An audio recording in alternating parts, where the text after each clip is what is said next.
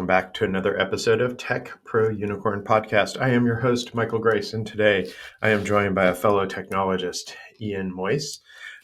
Ian is a technology sales leader. He's also an industry cloud social influencer and is widely published on the matters of cloud and sales leadership. Ian is called upon often to blog and social influence by many cloud vendors, was rated the #1 cloud influencer by Onalytica. He has sat on the boards of a number of related industries bodies, FAST, which is the Federation Against Software Theft, SIF, which is the Cloud Industry Forum, and Eurocloud. He was awarded the accolade of UK Sales Director of the Year by BESMA, which is the British Excellence in Sales Management Awards. And in 2019 and 2020 was listed in the top 50 sales keynote speakers by Top Sales World. So Ian, thank you for taking the time, joining us from across the pond. We appreciate that. Welcome. I'm pleased to be here. Thank you for the invite. Awesome. So Ian, maybe you could just, tell us a little bit about yourself and how did you get to kind of be, straddling the cloud in the sales world? Sure. Excuse me. I'll do it in short form. So I was originally a techie. I was programming and that was my destiny and that was my passion and I loved it. And I worked at IBM in the laboratory where lots of the innovative stuff came out many, many years ago. And I was aspirational and saw salespeople with company cars and mobile phones the size of a suitcase that were not affordable. They weren't affordable like today. Everyone's got one. And I thought, you know what? I know what I'm talking about. These salespeople, how hard can that be? And they're getting all the perks. So I'm going to have a go at that. So against all advice, I left IBM to take a junior sales role inside sales at, if anyone remembers Novell Networking, I was involved in that when it was at its peak and never looked back, and then progressed through channel sales, direct sales, sales leadership, etc. And I got into cloud about 15, 16 years ago by accident. It was just a job opportunity. It wasn't because I'd love to say I strategically wanted to get into cloud and I could see the light, but I didn't. It just looked a good job and a good company. And it just happened to be a cloud technology. That wasn't any of the reason. It was always interesting, and that got me into it. And from that point forward, boy, was I sold. The more I saw about what cloud can do, how it's different to the old world architecture I'd grown up with, the more I've embellished it and loved it. And I've been doing that now, I think it's right for 16 years across a number of different cloud technologies and different market sectors. So that's where I sort of ended up where I am today. Awesome. Thank you for that. The cloud, right, which is a passion right now. It's just on fire. Everyone's either trying to get to the cloud. COVID-19 kind of, spurred everyone to the cloud, renewed the interest, rekindled the fire. What have you seen change in the last, 2 years during this period? And what could you project forward is going to happen in the next 5 years? Sure. So you absolutely nailed it there, right? So I think cloud was growing at an incredible pace. All the numbers show that. So pre-pandemic, whether it be software as a service applications like the Salesforce or Office 365s of this world, or whether it be the platform and infrastructure providers, like AWS, Amazon Web Services, and Microsoft Azure and Google Compute, they were all exploding in adoption. They're all doing incredibly well. But what happened with COVID-19 was an inflection point, and it's accelerated the adoption and receptiveness of cloud.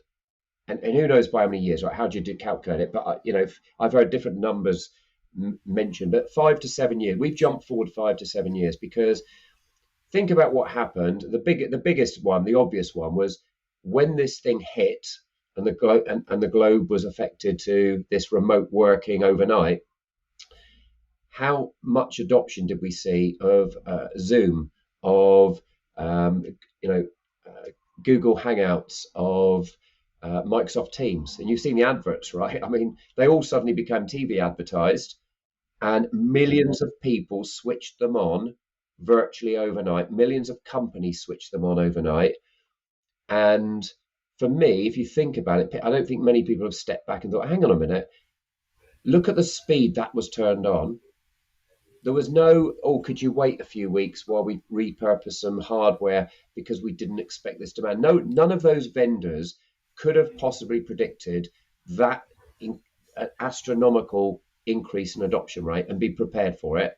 But they didn't need to be, because the elasticity and architecture of cloud that they're sat on just supported it, right? There was no, imagine if that had been 10 years before, 15 years before in the old video conferencing world, we'd have been, oh, can we get a bit of hardware? You'd have been queued up with people saying, no, we need to get more hardware bought. And you're like, no, there's a queue now. You need to wait. The next time we can provide you is 8 months. You're at the back of the queue, I'm afraid. Right? This was infinitely, keep adding people instantly. There was no delay. And I haven't heard any horror stories of people turning it on and, oh, we couldn't get deployed in time. Or I haven't heard, it's been taken for granted overnight. So I think what that did is ratified globally, boy, does this cloud thing work when we need it, right? And it's opened up people's eyes. And I think the change hasn't been a technology change. It has been a receptiveness change, a behavioral change. Because how many of those companies before, do you think there was many companies who overnight turned some of this stuff on for thousands of employees? Previously, they would have looked at this and had this as a 6-month project. We need to evaluate all the different platforms. We need to look at the architecture, the security model, and all the diligent stuff. I get it. But you didn't have time for that. So they got going, right? They got something done. Look how fast they got something done to the benefit of both their customer, internal and external customer, their employee, and we need to keep doing business. So, that has opened people's eyes. It's opened business people's eyes to what's possible, the art of the possible and the art of the affordable. Holy moly. It's so what we're seeing now is more acceptability of how fast can we change other stuff? This digital transformation stuff, which some of it's hard. Let's not kid ourselves. But how fast can we do stuff? That was fantastic.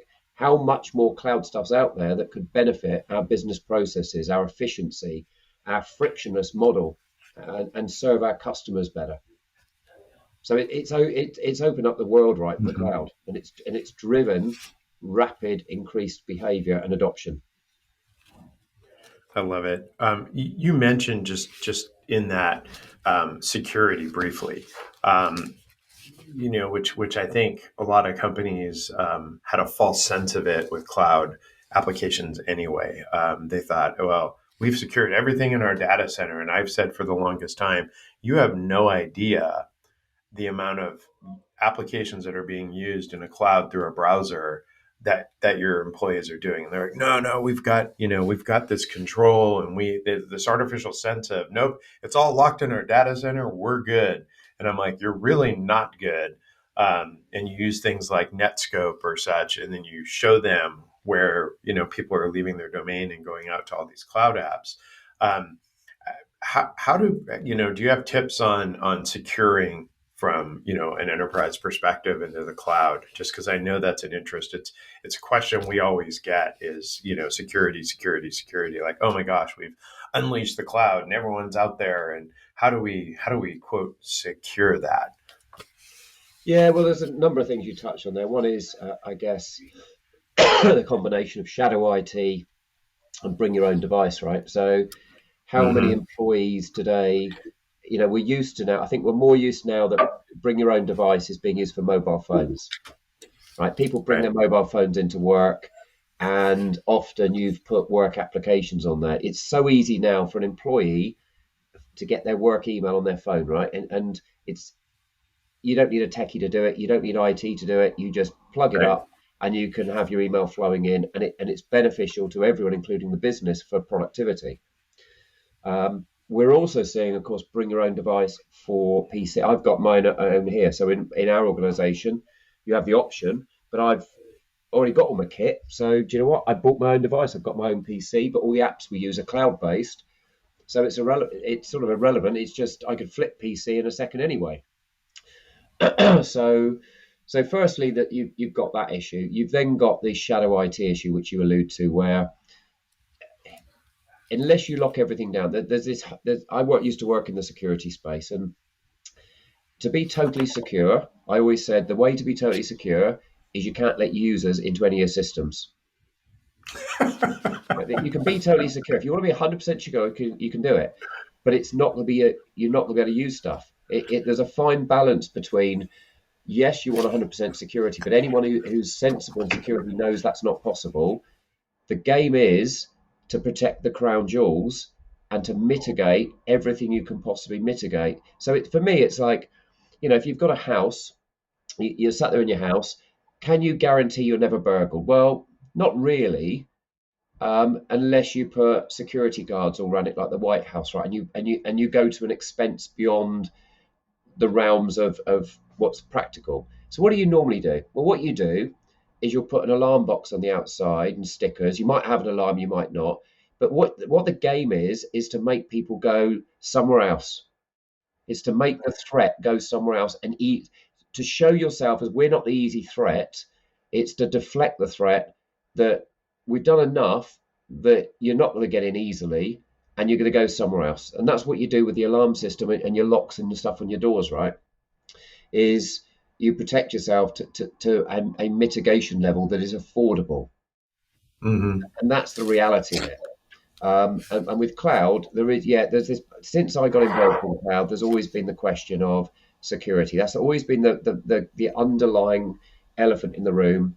Yeah, but I don't feel it's secure, and I'm worried because my data's with you, which inherently suggests, well, with your existing systems, you're 100% secure then. Well, you're not. Data breaches went on before, right? They happened before. USB sticks and PCs getting lost on the train with all the data on it. We've seen it again and again. It's a different type of threat. But I would position that a cloud vendor for most companies, let's not be totalitarian, whatever it is. Let's not say it's. But for most businesses, the average company, a cloud computing vendor is going to be more secure in the systems they put in place and their expertise than you're going to do locally, right? The average company is smaller. Let's be honest. A corporate enterprise, we could argue it, but for the commonest business out there, do you have a security expert in house? Probably not. So you do your best and you buy your firewalls and your bits of product, but are you really a specialist in security? No. Well, a cloud vendor is, because it's their business. It's inherently their business. If they get affected, it affects their valuation, their share price. They lose customers. It has a major impact. Doesn't mean they're infallible, but neither are you. But it's more likely they're going to get it right, and they've got more expertise. And the cost of any tools and security they're using is spread across all their customers, as opposed to you having to buy it all yourselves. So as long as you do your diligence and pick the right platforms, and and that probably leads me on to don't assume all clouds are equal, because they're not. It's as long as you make your right choices. Mm-hmm. I inherently, I work in cloud. If I didn't think it was secure, would I use it? But if you say it's not secure, then you're going to say, well, I'm not going to use the cloud. The negative effect you're going to impact, the things you're going to miss out on, are exponentially bigger than the risks you think you're mitigating. I love it. Yeah. I've said for the longest time, people were like, well, we can't have our data in the cloud. Our data has to be on our servers in our basement. And I always thought, so you think your basement is more secure than an Amazon data center or a Microsoft data center? Those things are like Fort Knox. I mean, they're heavily fortified. They're secured physically and, electronically. I used to do tech audit with a company here locally, and I used to have fake business cards, and it was portraying me as somebody from a magazine. And I would go into these companies, and I'd be like, "Hi, my name is Michael Grace, and I am a writer." And for this tech magazine, and we've heard great things about you and your IT department. Can you tour me around? Oh, sure. Hey, can you tour me into your data center? Sure. We're super happy. We've got this raised flooring and stuff. And they'd walk me right into their data center. You don't know me. I gave you a business card. You have no idea who I am. And while you're showing me all your racks and servers, I could very easily infiltrate your data center. It's kind of crazy to think that people believe they're far more secure on-prem than they are in the cloud. And Yeah, and I think that's going away, but yeah, and you're not going to get that in today's world, right? I mean, I've worked for cloud providers where the location of the data center itself is a massive secret. It's not even registered under their company name. right. So you physically got to figure out which building it is, and you wouldn't even know it's a data center when you do go there. Mhm. Apart from it could be a warehouse. It's just secured with cameras and all the stuff, but there's no way you could know what's in that place. For example, I've been to the data center when I worked for this organization who runs EA games and all the big stuff. And Oh believe me, wow. that is as secure as hell. But it's games, right? Is that business critical? Well, it is to EA, and that stuff is separate cages, separate this. It's secure upon secure upon secure. So yeah, I think we're getting past that, particularly with what the pandemic has driven. That people are they still do your diligence, right? Don't assume security. Don't be naive, but Right. likewise be receptive, be open to it, because you're cutting yourself, you're spiting your own face if you say we're not touching cloud. But choose where your data. You may have applications that, do you know what? Certain applications you might want to keep in house still. See, the reality is most of the world is going to be two things: hybrid and multi cloud. Okay. One cloud does not serve all, and cloud does Hmm. not serve all. So you may have some applications in house that you really, for some reason, either it's a legacy application that doesn't sit well in the cloud, or you are emotional Hmm. about that data. Well, keep that one in house. But where's your email? Run your email in the cloud, for crikey. That's the best place to put it. We don't run print servers and email servers anymore because it doesn't make sense. And your email, the data in your email is going over the internet anyway. So it's the easiest one. That's why I started in this market. Anyone that's got their email hosted locally based on the data piece, the data that you're sending on email leaves you and goes on the public internet anyway. And I bet anything you're not encrypting it. So it's a falsification not to trust the cloud for email because the data's all going over the cloud anyway. So yeah, I love it. I loved you get emotional about data, right? It's crazy to me to watch people, and that's a great way to sum it up, right? They have this, like, they can't really define why the data has to stay there, but they're very passionate that this has to be here. And I always tell them, like, you can really work with your cloud vendors now and totally customize where your data is in the cloud. Like, it can be in the western part of the United States, spread over multiple data centers if you don't trust the East Coast, because we don't like those New Yorkers or whatever.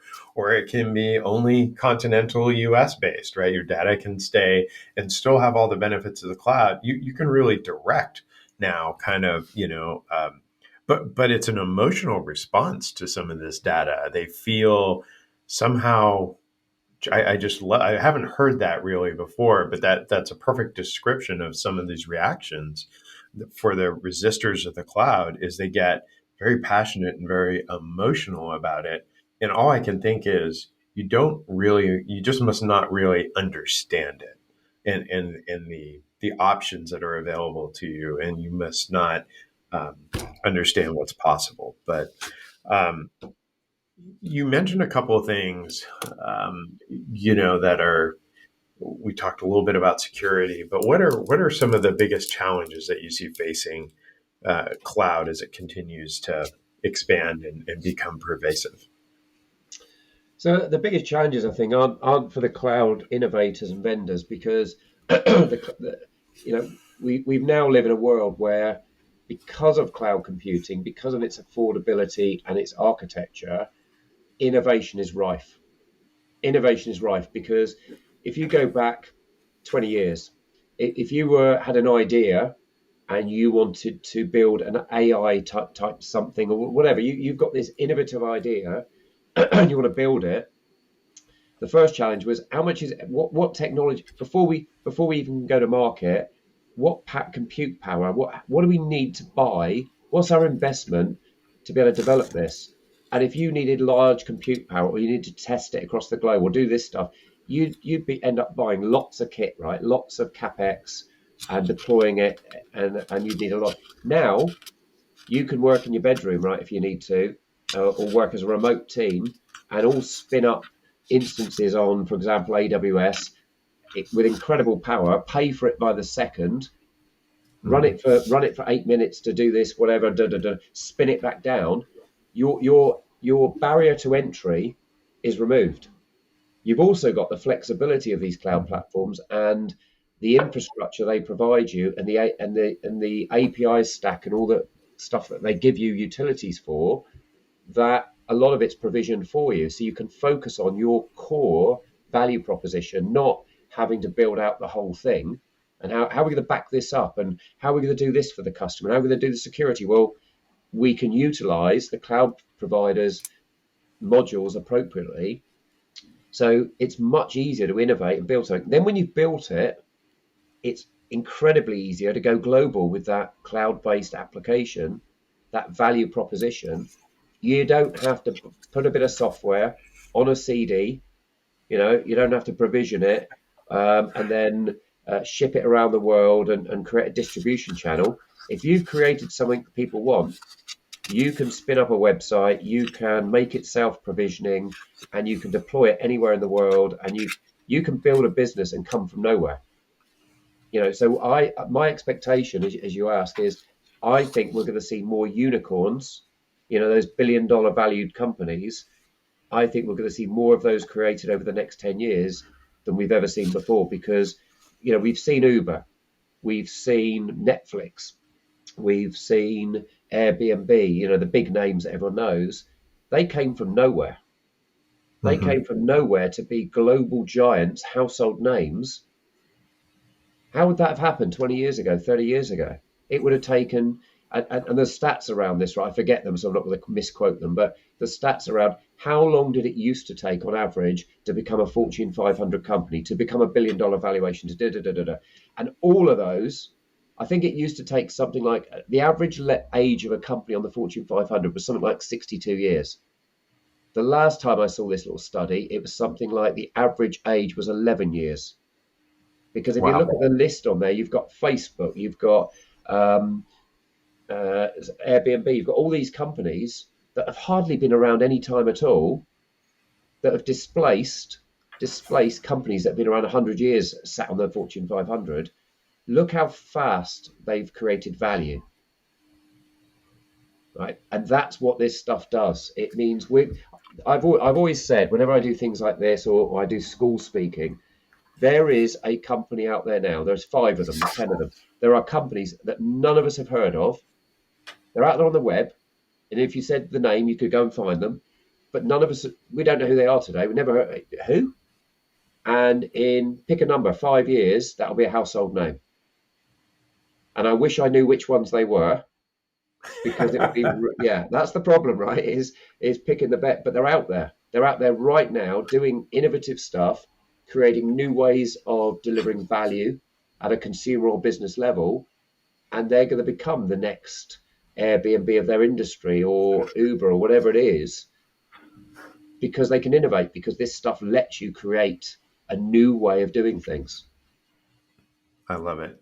We talk to a lot of entrepreneurs on the podcast, and almost all of them that leverage tech talk about the cloud, right? And how they're leveraging the cloud. And it's removed they always say it's removed a barrier to entry, right? Because they're not tech people, and they're innovators. They have a great idea. They're solving a problem, but they're not tech people.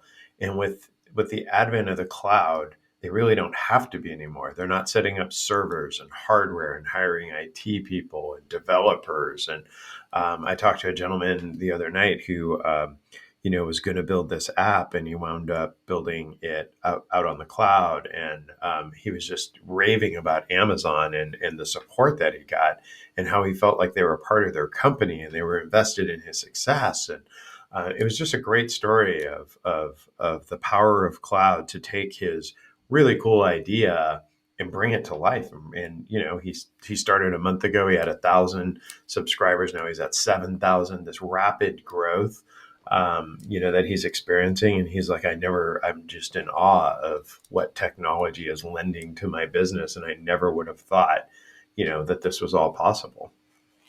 Yeah, it's speed to market has been accelerated exponentially by this stuff.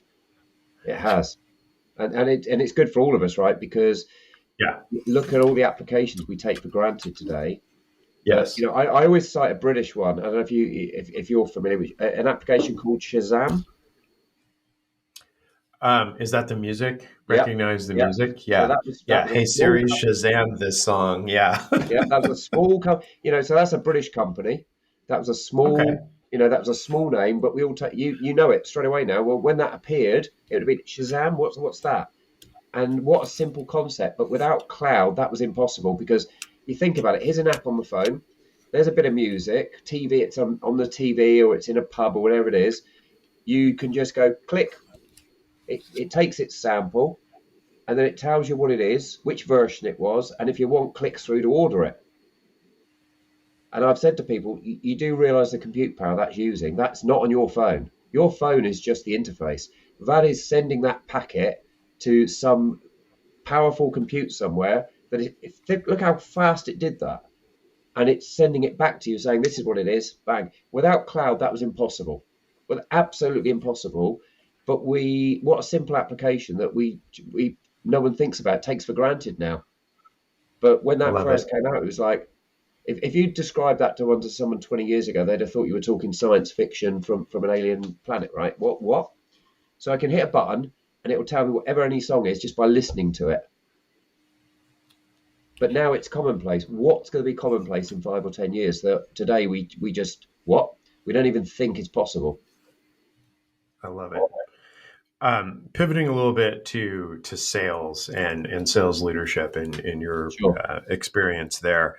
Um, you know, sales. I saw a whole bunch of articles that I was kind of shocked, and people said nobody wants to get into sales, and I was like, "Are you crazy?" Because I'm sitting here kind of where you were, right? Going, these salespeople are killing it, right? It's a great career. You get to meet people, you sell products you believe in, you get to tell a great story, you get to help customers solve problems, sure, and then you get, usually if you're working for a good company, you get rewarded for that. And it seems like just a great career. But people have said, like, oh yeah, there's all these sales positions open. Nobody wants to go into sales, and especially tech sales. So maybe you could just share a little bit about what's your passion around sales, and what have you seen change maybe in the last 5 years? So why I think that is, let's start from there, I guess, is sales has got a bad rap, right? Because there's the good, the bad, and the ugly. And sales is a skilled profession, but it is typically not positioned as such. Sales is you get the stereotypical. You say to most people, sales, it's the salespeople. They're trying to sell me something I don't want. They're pestering my day. They're interrupting my day. They're the bane of my life. All this, right? Because they perceive the negative they've experienced. When they've had a good experience, here's the problem with sales. I think you often don't realise you've been sold to. And sold to Mm-hmm. doesn't mean you've been convinced to buy something you didn't want. It means you've been assisted in a way that resulted in a sale that you were happy with, right? And so, yeah, sales is a skilled profession, but it's not always treated as such. It, if people get what sales is, it's fun. I'm still learning today. I'm still coaching people, but I'm still learning myself. It's about human interaction, as you describe. It's a lot of psychology is involved.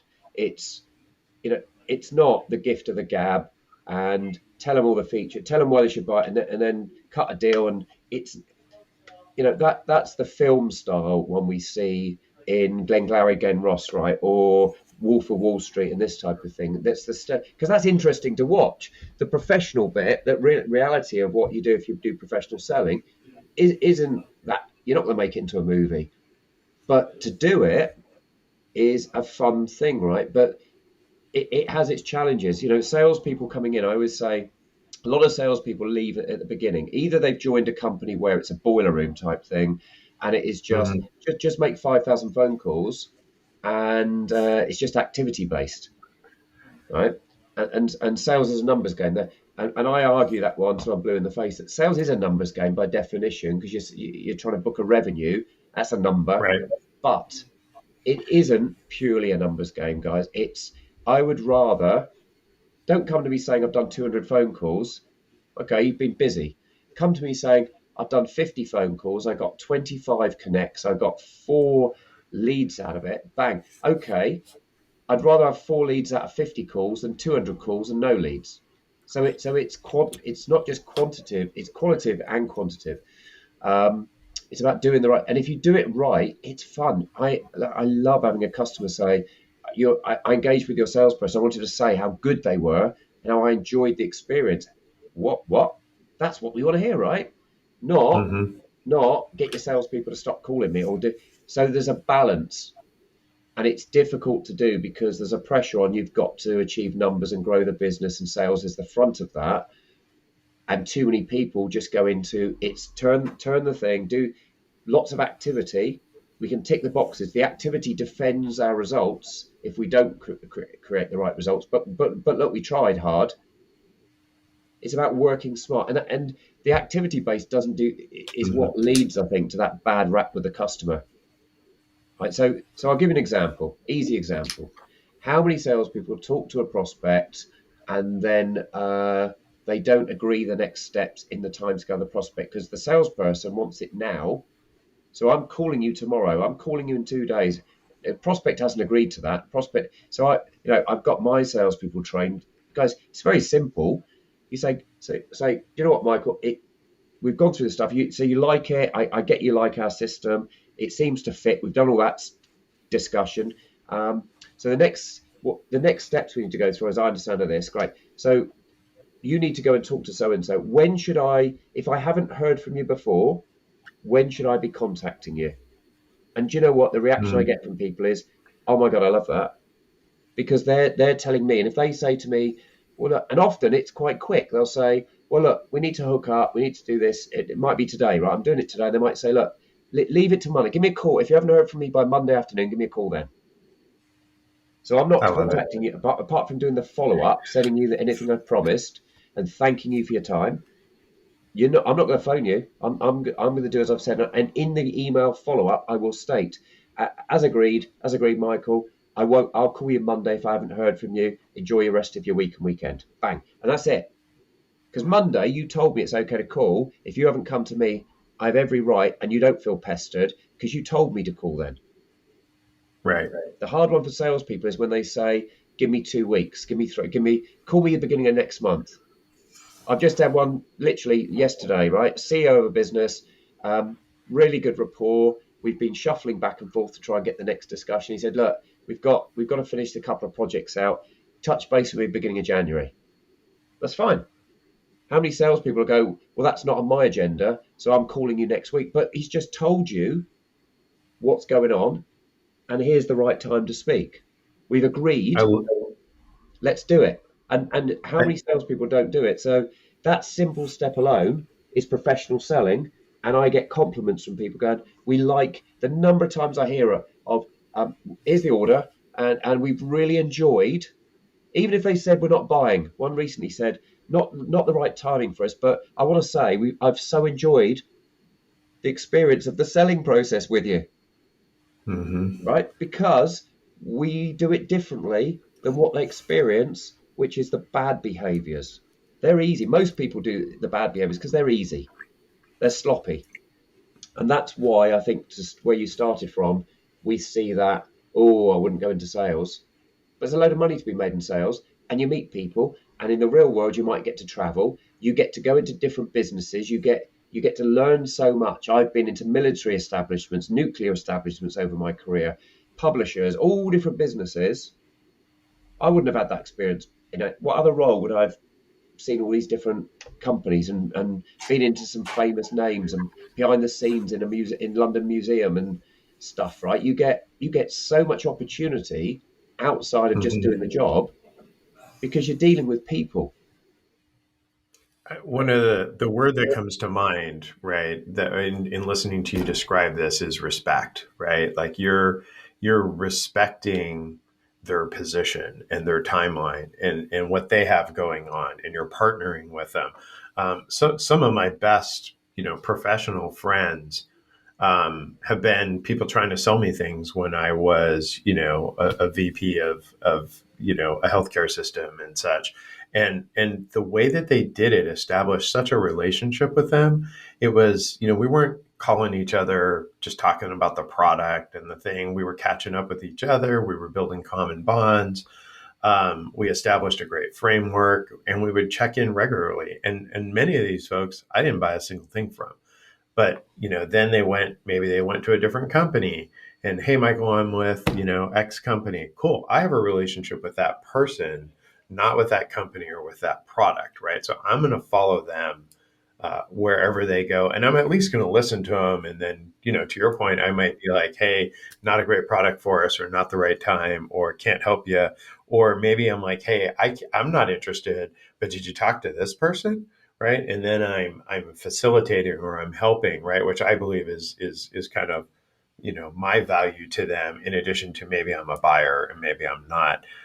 That relationship that you create with sales folks that are selling, yes, but focus more on the relationship and partnering, like you described, I think is where the magic happens and the fun happens. Yeah, I've got a call next week with the CFO of a business I dealt with in a previous company, and it's a totally different product. But his PA. I know his PA. I built rapport with them, and they'll give me the time to have a conversation. I Right? love it. Because you treat, and it doesn't matter whether you, as you say, whether you won before or not. It's they trust and respect your professionalism. That yeah, I'll have a chat with you because I'm. It's people dealing with people. If they like you and they think you've got some value, they'll have a conversation. Doesn't mean they're going to buy again, but what I always position is, can we have a 15-minute coffee catch up? Yeah, I don't know, see what each other's doing. What if you've done a good job? If they don't like you, I think you've been the bad behavior salesperson. You're not. I always say to salespeople, everything you do during your career, the better you do it, the more you're making your life easier in the future. The worse you do it, your life's going to be. If you think it's hard now getting into prospects, it will still be hard in 5 years' time because you haven't made it easier for yourself. Every conversation I have is, I want to, be professional, treat them with respect, and if it isn't right, tell them because they might come back. Then you might deal with them in 6, 7 years' time, 10 years, 15 years' time. I've got so many people in junior positions that I've dealt with over the past, and guess what? You bump into them later. Oh my gosh, they're a VP of something, but they remember you and how you treated them when they weren't the decision maker. I And love it. yeah, yeah, yeah. Oh my gosh, how are you? And you didn't do it because you treated them that way because they had power for you in the future. You did it out of authenticity. I love that word. Um, Social selling is kind of a buzzword. Why? First, what does it even like mean, and why is it needed in the world of today's buyer?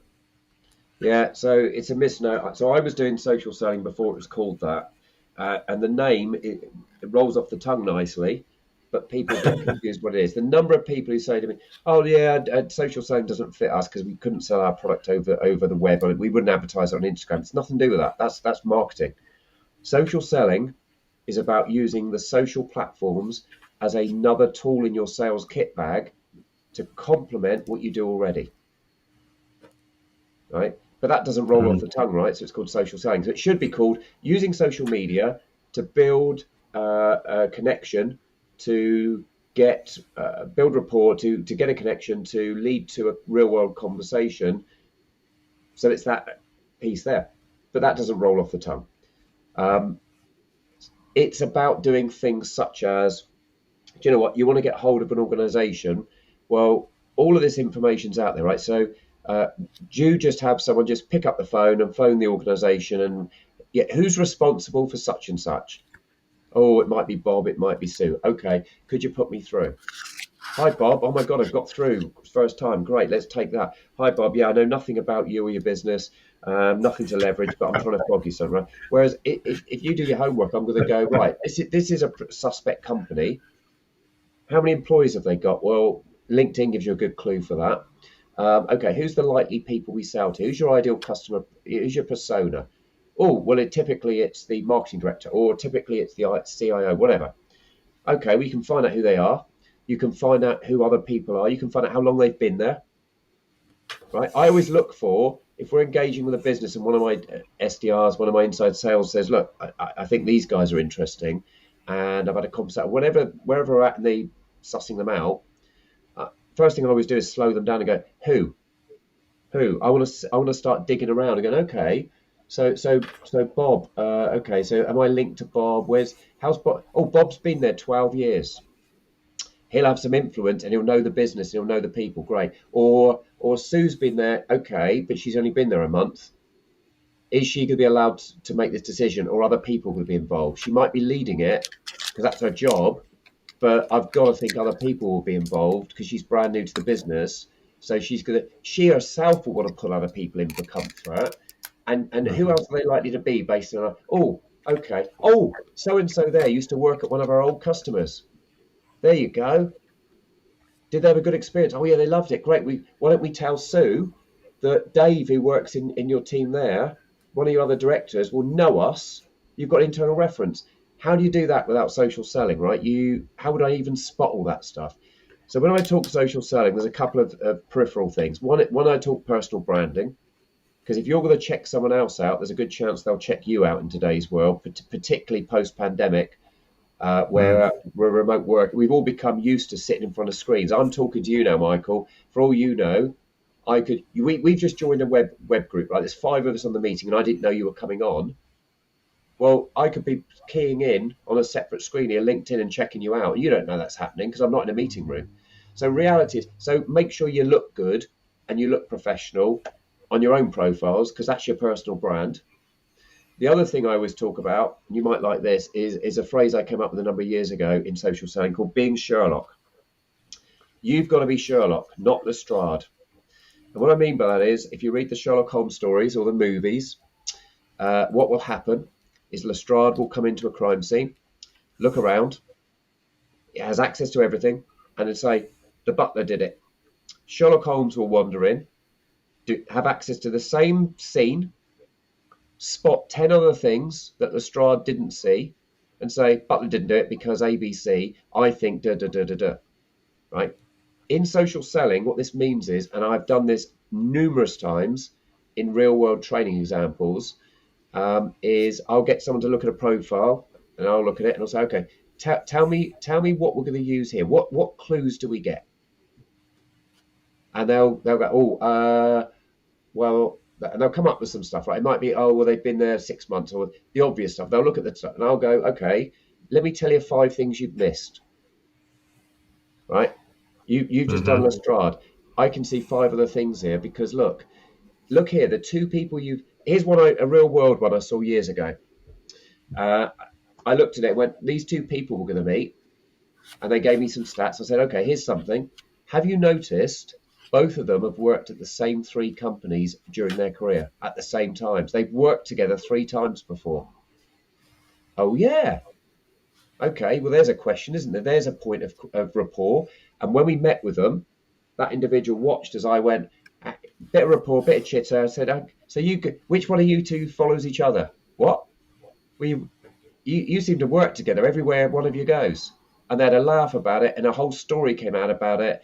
And it was like we were mates, because that was the first 10 minutes of the meeting, because there was a whole story behind that, which was interesting, right? But if you hadn't spotted that, I always say to salespeople, if I can find through that, or questioning, which is another important subject, if I can find out 10, 20 things that you haven't uncovered about this project, prospect, individual, company, am I better armored to win that deal?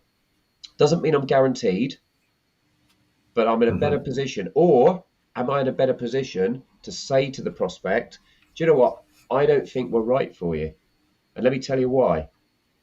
And they might agree, and we partake, right? We don't spend the next 3 months doing a tender, an RFI, to lose.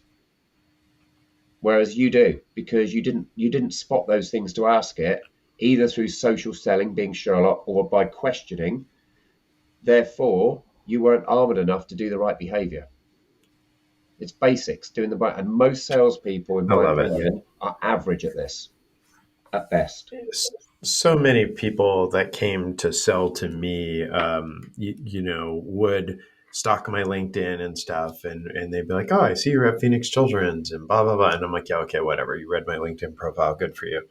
But on my LinkedIn profile is something that's a passion project for me, right? My wife and I run a YouTube channel that's monetized around RVing and stuff. And they'd be like, "Oh my God, I watched your videos. And that video with you and your wife showcasing your RV bathroom and what you guys did, that was awesome." Totally different than, "Oh, you worked at Phoenix Children's. Oh, good for you. Like, who cares?" Right. But talking to me about something that I'm passionate about that I do with my wife is totally different, right? Like, that's that. I love the Sherlock Holmes analogy is amazing. Pay attention to what matters. Any selling tips for people that are in sales that are selling technology, that you'd like to just leave the audience with? How long have I got? You tell me, and I'll fit the tips in. There we go. Yeah, we'll do like maybe the top three. Okay, all right. Well, let's do that. Let's do that. So easy. My bugbear question. I already mentioned it. Questioning. Salespeople Yes. think they're experts at questioning because they've learned Bant, Scotsman, Spin, or whatever. And I will challenge, because I interview a lot of salespeople either through hiring or through judging awards that I do, who are average at questioning, right? And let me give you a very simple, quick example for the time that we've got. So, if you follow a sales methodology like Bant, nothing wrong with Bant in itself, it's how you use it. So the typical average salesperson, particularly young ones coming in, will go, "Yeah, have you got a budget for this project?" Right? And they might say, "No." What do you do then? "I don't care if you've got a budget. I'm looking to find if I've got value, because if I've got value to make or save you, you will create a You'll, budget." Right? yeah, you'll find the budget. Right. It doesn't. So it's a bit of a nonce question. But if they do say, if you want to go that route, and they say, "Yeah, I've got $17,000 allocated." Okay. Most salespeople then go, "Great, tick." And when are you looking to do something by? I'm onto the timescale. Great, great, tick. I haven't even left the budget now, because I'm straight away going 17,000. How did you get to that number, may I ask? What made you pick 17, not 18? There's a question that no one's asked. "Well, because the last product cost that." Okay. But when was the last product budgeted? 4 years ago. So, okay. And why are you changing? "Well, because of this." Okay. So that 17,000 one isn't sufficient for the value it gives. So if something came in and it wasn't 17,000, does that mean it's negated? But if you looked at it and went, "Oh my God, this is going to give us value and it's what we want," is it a no because it's not 17,000? No, no, no, no, no, no. We'd look, okay, what's the process then? And have you done it before? And blah, blah, blah. I haven't even moved off the first question. I now know Yeah. 7, 8, 9 things you don't. Good luck selling against me, right? And all I've done is ask simple questions. So that's number one. People underestimate the skill of questioning. And I see it all the time. I coach people on it, my salespeople. It's don't get hung up on the methodology. Listen to the answer and think, what other question is there around this? Kids are the best at it, right? So there's number one. Number two, off the back of the pandemic particularly, communication versus conversation. They're not the same, right? So speak to people, right? Some stuff is done on electronic email. That is fine. I want to confirm the meeting. Here's a confirmation of what we discussed. Boom. But you say to me, "Michael, Ian, that's great." And on email, you ping me afterwards, go, "Ian, that's great, but could you tell me how we'd structure the pricing for this and give me a best price?" I'm not replying on an email. I might reply and do another thing I call changing the channel. I might reply and say, "Michael, thank you so much for the question. When's good to speak? Would 10 o'clock tomorrow or 3 o'clock on Friday work for you?" Because I ain't doing that on email, because that's Yeah. communication, not certain things need to be conversational. And on email, I don't get your reaction. I don't get your inflection. I don't understand when you say best price, Michael. What do you mean? "Well, Ian, this this price is list price. You can do something for me. Well, what are you doing for me, Michael? Because no disrespect, but you're buying 12 licenses, not 1,200. What you're asking me for is a gesture of some sort. That's right, right? And I've got rapport with you, so I'll be a bit cheeky. You're asking for a bit of gesture, right? So Michael, if you've got a gesture, and we'll talk about that in a second, not avoiding it, are you placing an order? Are you buying? Because I presume you are, because you wouldn't be asking. The price is irrelevant if you're not buying. Yes, yeah, I want to place an order. So if we agree something now that we're both happy with, I'll raise the order over to you. We get it done today, this week. Well, yeah, I'll do it today. Great. I wouldn't have got that on email. Or I Yeah. send you the price and then I don't get a reaction. I get ghosted. What do I do about that? It's not a conversation. And by phoning you, I'm building more rapport that leads to relationship. If I send you an email, the rapport I'm earning is a lot less than conversation, right? And that Mhm. leads me on to rapport versus relationship. Don't mistake a rapport for a relate. Don't the number of salespeople say, "Oh, how you get on with Joe? Oh, we've got a great relationship." I then test it and say, when you say relationship, can you phone them on their can you phone them at home? No. Can you phone them out of hours? Oh no, I wouldn't feel comfortable doing that. So what level of relationship is this? Right? Are you telling me you've got relationship or rapport? And what they typically mean is rapport, right? They get on. We're pleasant together. We have a bit of a laugh. And the analogy for that is if I'm walking down the street and I see a stranger and I say, "Oh, excuse me, sir. Have you got the time? Would you mind sharing the time with me?" You're probably going to go, "Yeah, yeah, it's 11:10. Different scenario. Walking down the street. Hey, could you give me $10? Right? What answer am I getting? Right? The first Yeah. one, I just needed rapport. The second one, I need a relationship. My ask is greater than I've earned for in return. So what I always describe to salespeople as the final point is imagine a piggy bank on your desk with that prospect. Every time you engage with them, whether if it's email, electronic, it's smaller. You put a cent in. If it's a conversation, if it's a web video, maybe you put 10 cents in or a dollar. But every time you engage and it's positive, and you're building rapport, you're putting little rapport money in there. When you've earned enough money from building the rapport, you can take $50 out as a relationship and ask for a $50 favor because you've earned it. Don't try and take $50 out of the money box when you haven't put enough in. And that's what most people are doing. I love it. Yeah, I always tell my team, right? Every conversation we add some sort of value. We give them something to earn the right, to invest enough to have the next conversation, to have them go, "Oh, that's cool. Hey, thanks. Yeah, that answers part of my question." Then we have another conversation, right? So many people come in and they're just like, "I've got product. Are you buying?" And it's just cold and it's abrasive and it's like, "No, not from you." Is kind of the answer. I love it, Ian. You shared all kinds of cool things, a cloud security, and some great sales tips, which is awesome. You did use a phrase that I've got to ask about: "Bad Scotsman spin." I'm like, Yeah. what is Sorry. what So what yeah, what? yeah. So there's tons, right? There's sales methodologies, right? BANT, for example, is budget, authority, need, time scale. They're well-known sales methodologies. There are loads out there. There's TAS. There's the Challenger sale, but they're all variations of each other. But the issue there is just that people use them too programmatically, too literally. Gotcha. Okay. Instead of using them as a framework, I watch junior salespeople often use them because they've been trained to.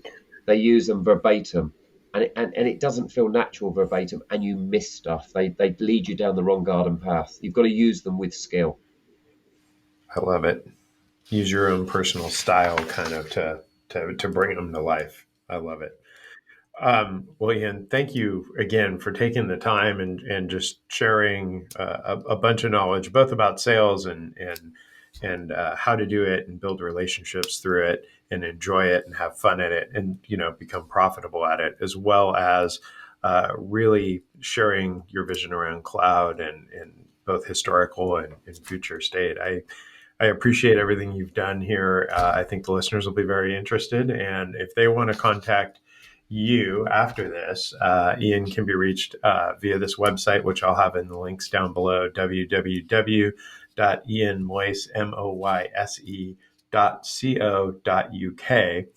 And also at www.oneupsales, so oneupsales.co.uk. Ian, again, thank you for taking the time. Michael, thank you so much. Appreciate it.